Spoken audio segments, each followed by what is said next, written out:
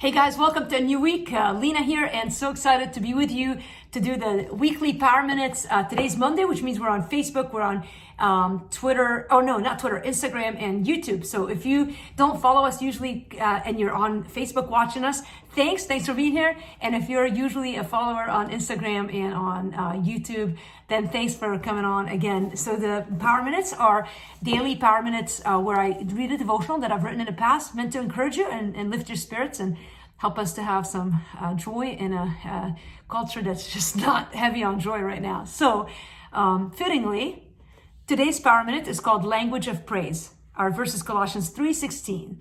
Let the word of Christ dwell in you richly, teaching and admonishing one another in all wisdom, singing psalms and hymns and spiritual songs with thanksgiving in your hearts to God. Because I was born in Lebanon, I speak several languages. 4 to be precise. There was a season in my life where I noticed I picked up a new language, and one that I'm not very proud of. It was the language of ungratefulness. Its main tone is complaining. You might be familiar with it. Maybe you're fluent in it too. It's an easy language to learn, and it's hard to shake once you get the hang of it. Complaining is the language of the ungrateful. It becomes more pronounced when we set our eyes on the things we want but don't have. It forgets all the good things that God has generously given us. It's a universal language that too many of us are fluent in. Hey, it's time to learn a new language.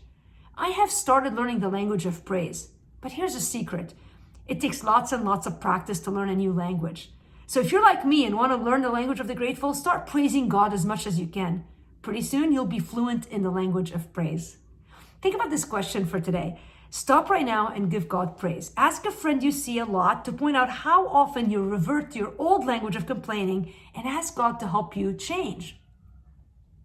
You remember when they used to do these things like immersion? Like even now, if you want to learn a language, you say immerse yourself in it. I feel like that's what we need to do with praise. We got to immerse ourselves in it. You cannot overpraise. And so if you are like me, prone to complain, man, let's just ditch that and let's focus on the things that are going to build our spirits and turn our mourning into joy. And it starts when we start giving God praise for all that he's given us in our life. Hey, today I'm thankful for you. So in the comments, I'd love to hear, what are you thankful for today?